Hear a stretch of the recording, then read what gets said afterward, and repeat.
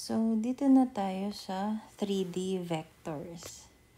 So, we've discussed, may mahaba tayong na-discuss before na derivation ng formula dun sa lambda or yung position vector mo. So, pero ang kailangan nating i-memorize dito is itong mga nakabox na to and ito, kung paano mag-form ng rectangular na equation ng mga forces. And then, it's good to know this to, pero ano lang naman kasi yan, Pythagorean, no? And then, wag kakalimutan si SOHCAHTOA. So, if you're given an equation of force na ganito, ibig sabihin meron siyang px, may py, and pz. Ibig sabihin 3D siya kasi lahat ng axis meron siyang coordinate. Walang nag-zero. So, kung interpret mo yan, kung interpret natin using this mga axis, ito yung z, ito yung y, and ito yung x. So, unang given is px, so that is positive, so going there siya. Ang next ay py, negative 15, so nag-downward siya. And then, ang kanyang pz, yung kasama ng k ay 8, which is positive. So, dito siya. Z ito. Okay, forward. So, how do we get angles naman? So, by yung position vector na. Dito papasok si position vector. Ito ang kailangan nating i-memorize dyan. Paano gawin ang vector rectangular form niya. Yung position vector in rectangular form. And then this equation, relationship ng magnitude ng force mo and yung value ng lambda. And then, of course, ito. Yun yung mga kailangan nating memorize. And what does this mean? And itong denominator niya. So, yung numerator is yung vector in its rectangular form. May ijk. Yung ilalim, yun yung in Pythagorean.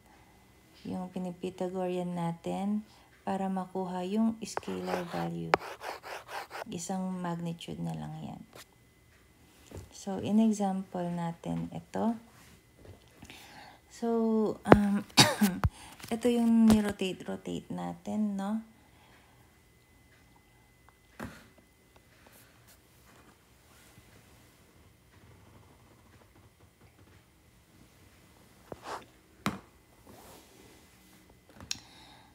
So, ito yung ni-rotate natin.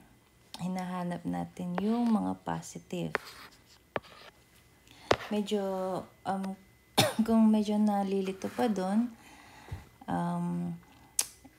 memorize na lang yung left hand rule and right hand rule. So, yung left hand rule is yung, ito yung vertical mo, meron siya doon and meron doon. Nakatalikod sa iyo yung cube, parang ganon. Ito yung left hand rule and then right hand rule is nakaharap sa iyo. Ito yung vertical mo and then ito and then nakaganon. Okay? Left hand rule, ito yung mga positive axis.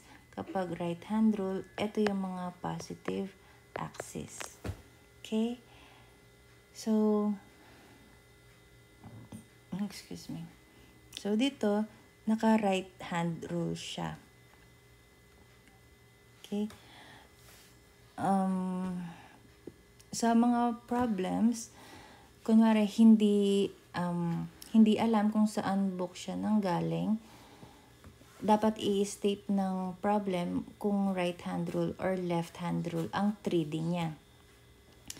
Okay, pero dito sa example na to, galing to sa book ni Pythel. Pythel uses right hand rule. So, kung titingnan nyo yung right hand rule, yung mga nakaharap na axis, yung mga positive. Like ito, positive siya, positive to, positive to. So, yun na lang ang tandaan natin, yung left hand rule and right hand rule. Para hindi na nakakalito, hindi, Pero nung kasi ako, medyo naguguluhan ako dati sa left hand, right hand. So, ang ginawa ko,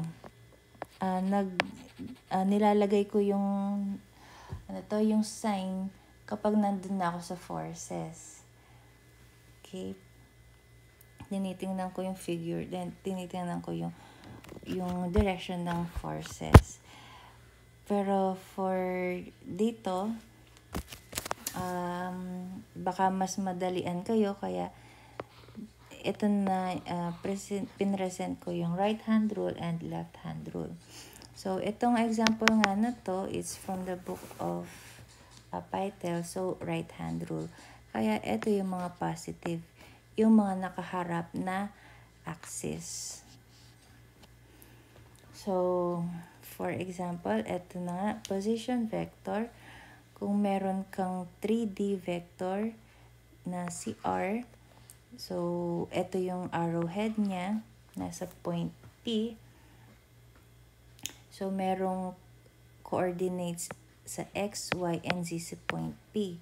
And then, yung point of application niya, or yung origin ng vector ay nasa point O, which is also the origin.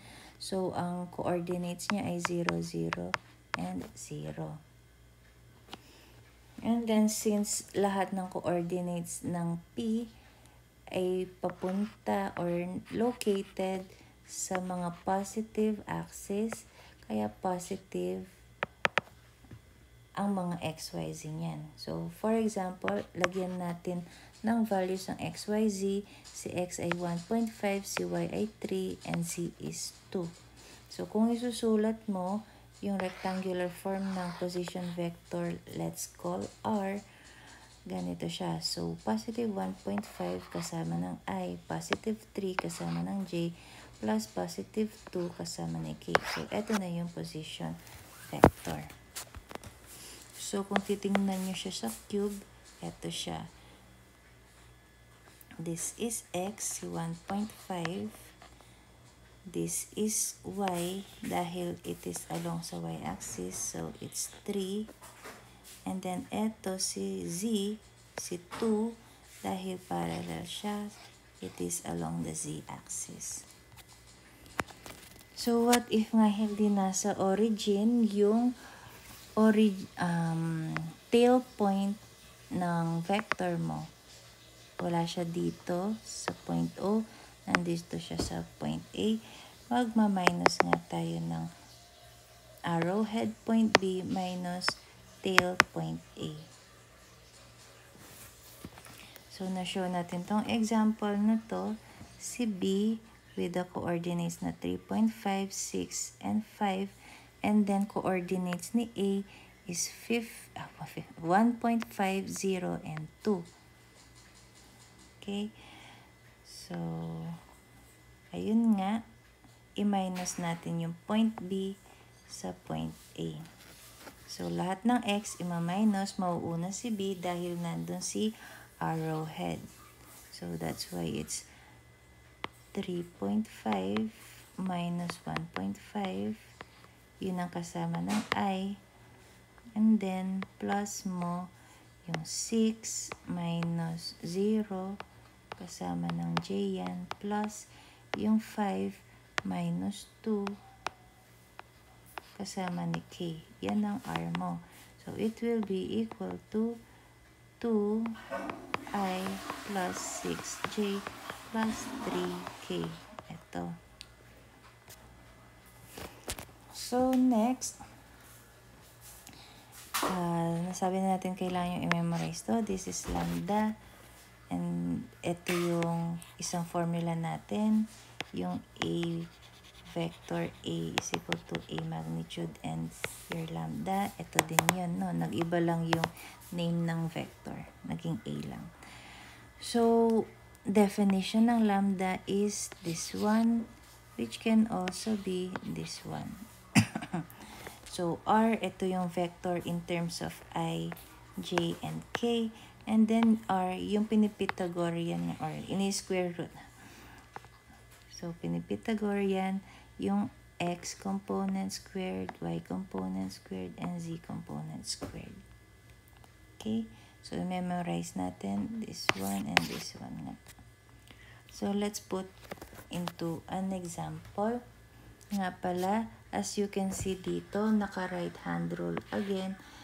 Ito, yung vertical niya, and then yung dalawa, mga positive sila. Positive. So, dito, ito yung X niya, positive yan.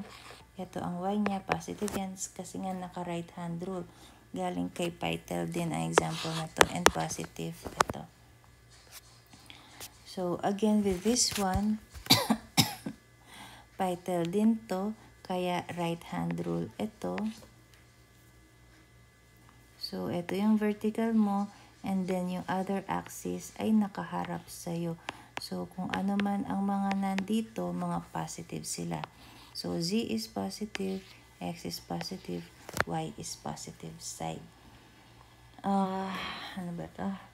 So, paano nga ba, ano ito? Position vector, no?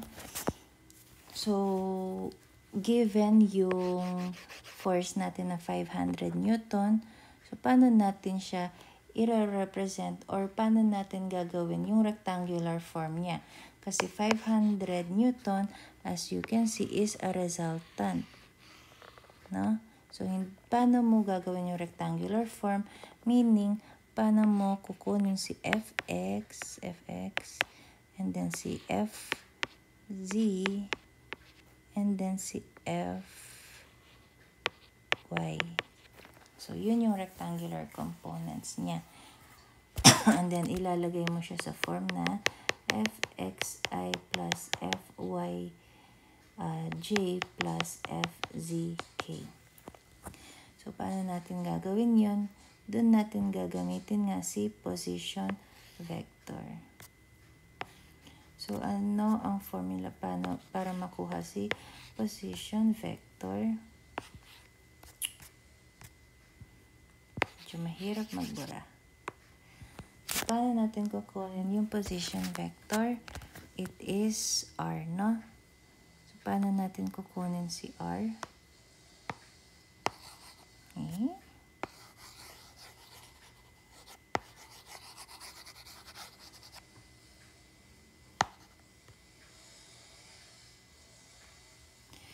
So, how do we get R? I think gamitin na din natin yung point B gaya kanina. This one, yung point B minus point A. Arrowhead. Baka mas madalian kayo. Hindi yung ginagamit ko kasi yung kukunin ko na lang yung dimension, no? So, hindi ako minsan nagma-minus. So, gawin natin yung minus.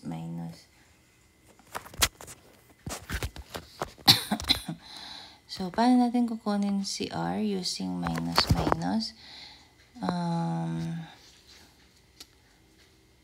Ito yung origin, no? Since wala tayo sa origin with coordinates na puro 0, nandito tayo sa point A. Ito yung dagdag na proseso pag nagma-minus kayo ng coordinates. Kailangan mo yung coordinates ng point A and point B at huwag kang papalito. So, kung kay point A, ano ang coordinates ni point A niyan? Ano ang x-coordinate niya? It is 4 meters. Positive since positive to dahil right hand rule, mga positive to. And then next, ano ang y-coordinate ng point A? Wala, no? Wala siyang y-coordinate. So, 0. Then, ano ang z-coordinate ng point A? It is 3. And then, ano ang coordinates naman ni point B? Ano ang x-coordinate niya? 0 din. Ano ang y coordinate niya? It's 6. And then, ano ang z coordinate niya? It's 0. So, ngayon, i-minus mo na yung mga coordinates. xb minus xa. So, ano yung xb? Ito, 0 minus 4. Yun ang kasama ng I dahil x yun. Plus, mga y naman, yb is ito.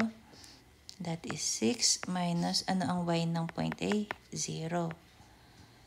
And then, yun ang kasama ng j. Plus, ano ang x? Ano to? Bz. It is 0. Minus, ano ang z ng A? It is 3j. Ito na yung r natin. And it is equal to negative 4i plus 6j minus 3k. And then, ano yung unit? Naka-meters to, naka-feet to. Meters to, no? Meters. So, negative 4, 6, and negative 3. So, next, nakuha na natin yung vector position. So, let's get lambda. Sabi nga natin, ang numerator sa lambda equation is yung vector mo. So, negative 4, positive 6, negative 3. And then, yung denominator is yung Pythagorean ng tatlo. So, square root ng negative 4 squared, then yung 6 squared, and then plus yung negative 3 squared. So, ano ang equal ng denominator na to? Ano nga bang equal na ito?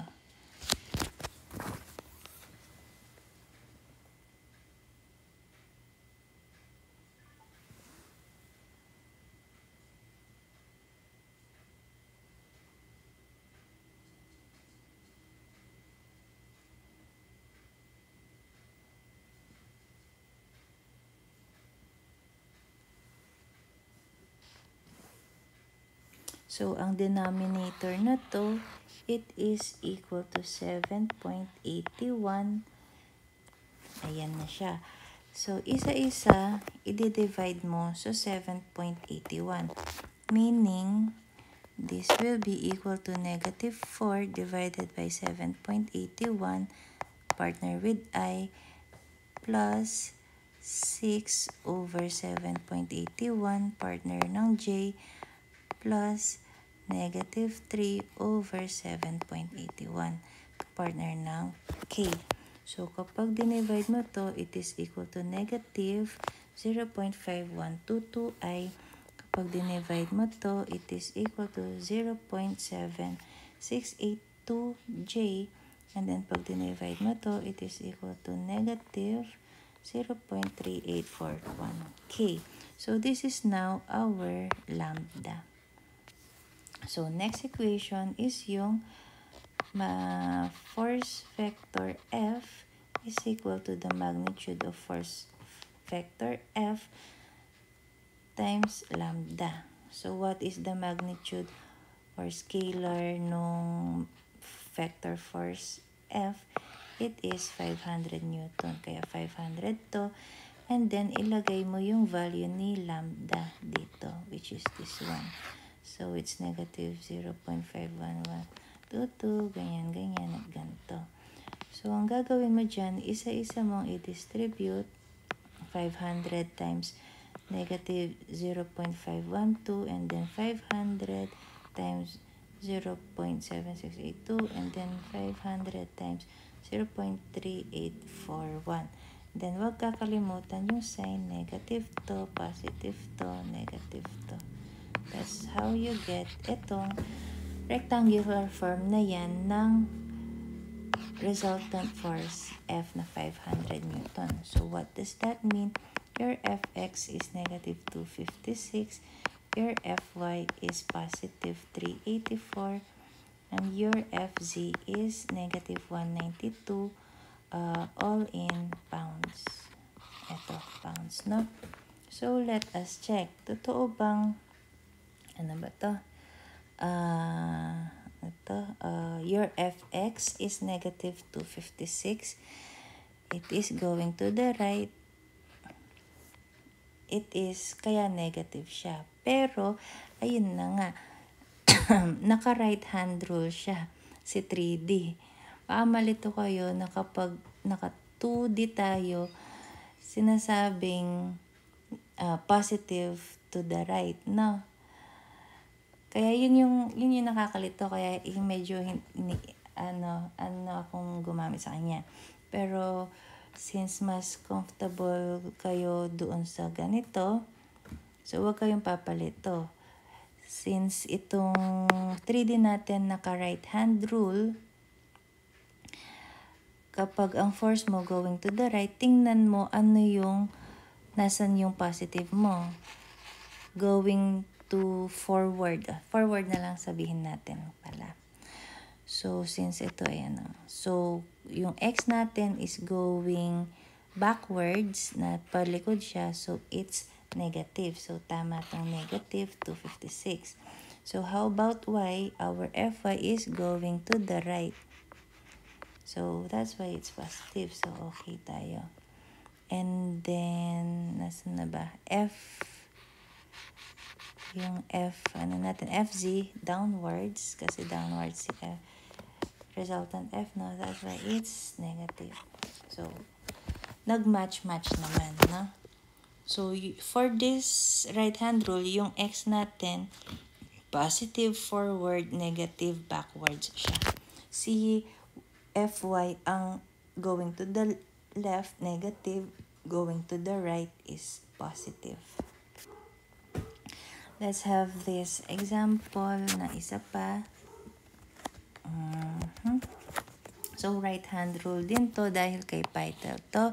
So, ito at yung mga nakaharap na axis are positive. Positive to, positive to, positive to. So, yung backwards doon, that's negative x. Yung to the left dito is negative y. And downward is negative z. Okay?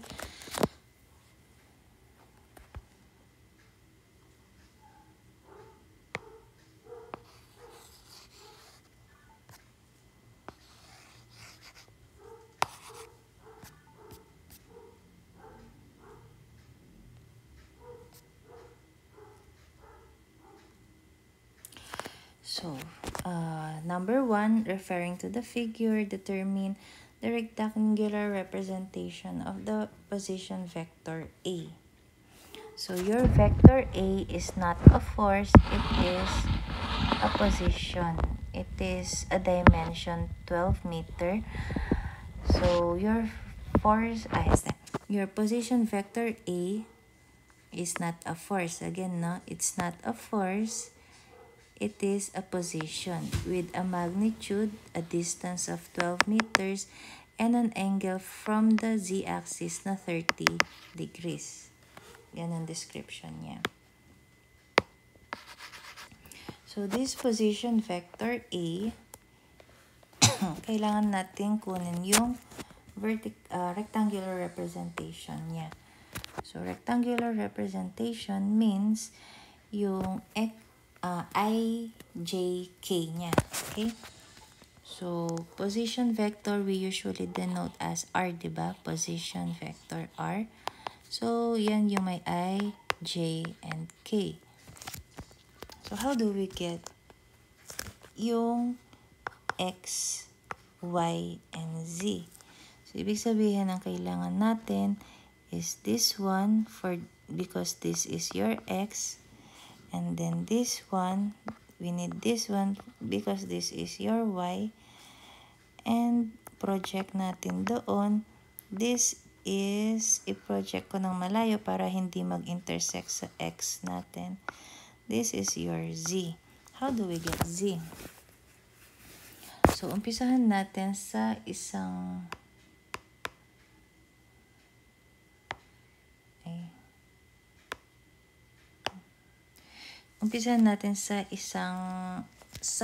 mga given. Siyempre, kung nasa ng given, doon ka pwede magsimula dahil doon ka may information. So, ano yung given information natin. May 40 ka, may 12, and 30. Can you use 40? No, kasi wala siyang katabing dimension. We can use theta kasi may katabi siyang dimension na 12. We can use 30, 30 degrees because katabi niya yung dimension na 12. So, saang siya pwede? Siyempre, triangles ang hinahanap natin dyan, no? So, we have this right triangle. Ito. So, let's use that right triangle. So, kung ito-drawing mo yan, pag ganyan, this is your 30, this is your 12. Resultant siya, no?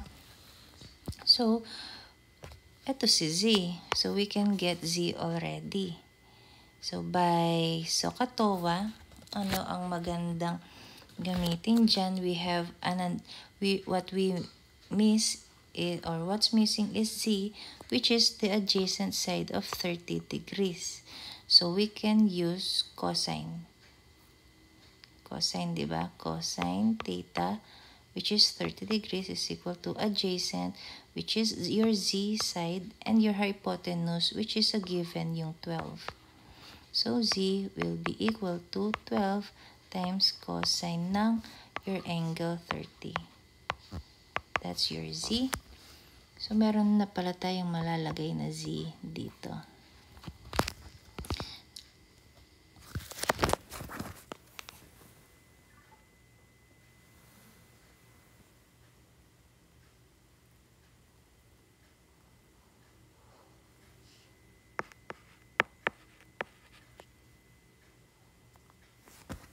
So, 10.39 si Z. And then next, ano pang pwede nating makuha? So, if this is 30, yung angle dito is 30, siguro malamang angle dito will be 90 minus 30 dahil right angle to. Diba? Triangle to eh. So, right angle ang nandoon sa corner ng point O. So, if this is 30, this should be 60. So, may next triangle tayo with the 60 degree. This is your 60. This is your 12. So, makakakuha tayo ng isang dimension. Yung ilalim niya. Let's call XY. Kasi this is the line, itong line na to, between XY. So, let's call line XY. So, let's get line XY. Cosine din siya since adjacent and then hypotenuse. So, cosine theta mo is 60 equals to adjacent na XY over hypotenuse 12. So, our XY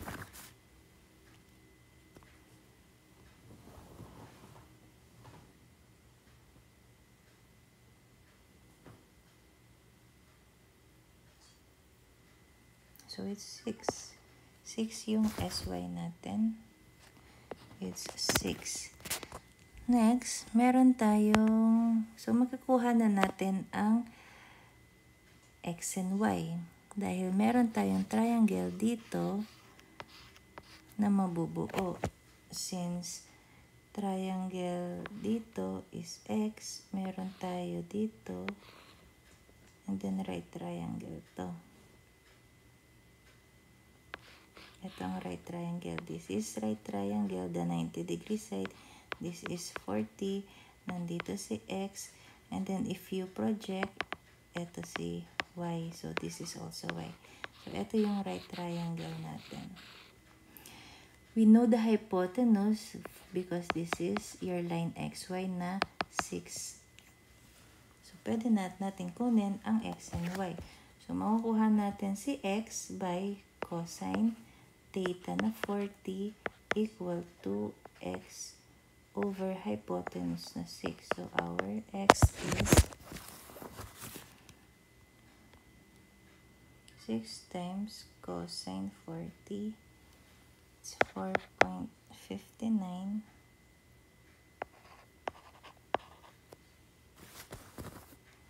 So, then next, si Y, it is opposite sa angle 40. So, we will use sine 40 for opposite. over hypotenuse. So that is why over hypotenuse na 6. So our y is cross multiplication. Yan na. Ito din, cross multiplication na. Baka magtaka kayo. 6 times sine 40. It's 3.857. So, nakuha na natin yung x, y, and z. So, fill up natin.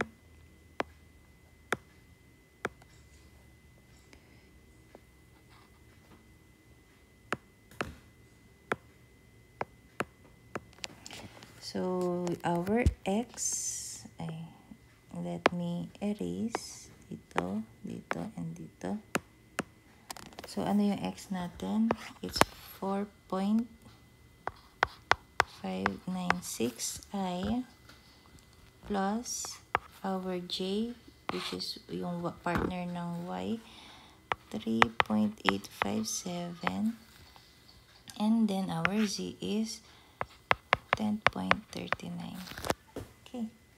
So, that is yung, ano ba din? Position vector. So, eto siya. So, that is number 1, position vector. Number 2, yung angles between ng A.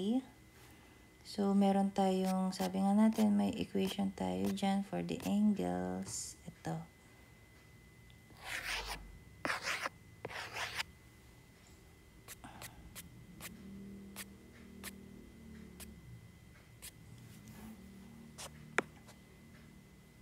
So, erase muna natin.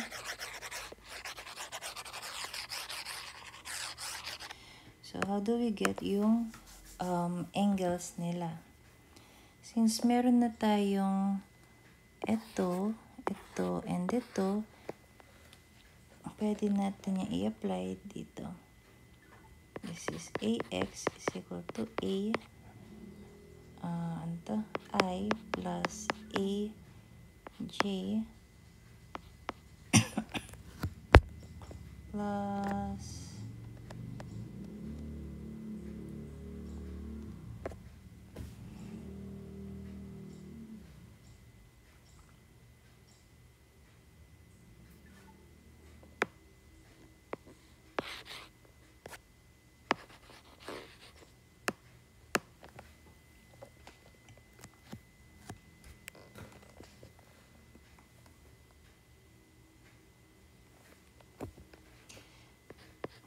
pwede na natin gamitin itong formula for AX is equal to A times cosine theta X. And then AY is equal to A cosine theta Y. And AZ is equal to A cosine theta Z. So, ito yung mga kailangan natin. Yung theta X, theta Y, and theta Z. So, i-isolate nga natin sila. Your theta x is equal to ax over a arc cosine. And then your theta y is equal to cosine, yan. And your theta z is arc cosine az over a. So, ano yung AX, AY, AZ, and A? Sila yung coordinates ng R natin, ng position vector. Naka-A lang yung initials kasi pangalan lang kanina is A. Pero pagpapalitan mo na siya ng vector, which is R, pwede natin i-substitute yung R in place of those A. So, meaning, this is arc cosine Rx over R. This is also arc cosine Ry over R. And this is also arc cosine Rz over R. Okay? Ano yung RZ? Ano yung R? This is your R, which is yung 12 meters. Kasi yan yung resultant, di ba, ng tatlong components na X, Y, Z. And then this is your Rx, which is yung X. And then this is your Ry, which is yung Y. And this is Rz, which is yung Z. So, kung isa-substitute na natin, okay, paano natin substitute? Kay theta x tayo, it will be cosine negative 1 Rx na 4.596 all over 12. Oh, how much is that? And then theta y is cosine negative 1. Ano yung y natin? 3.857 over 12. How much is that? And then lastly, theta z cosine negative 1. 10 point, ano yun? 10.39. 10.39 all over your R. Resultant R na 12. Resultant yun. So, how much itong mga to? Nakasulat actually dito. So, yung theta x is 6.75 kung kinompute mo na yan. So, they are ito. So, kung i-graph na nga natin, since positive lahat ng nakuha nating XYZ, so, positive naman sila. So, positive ang Z, positive ang X, positive ang Y.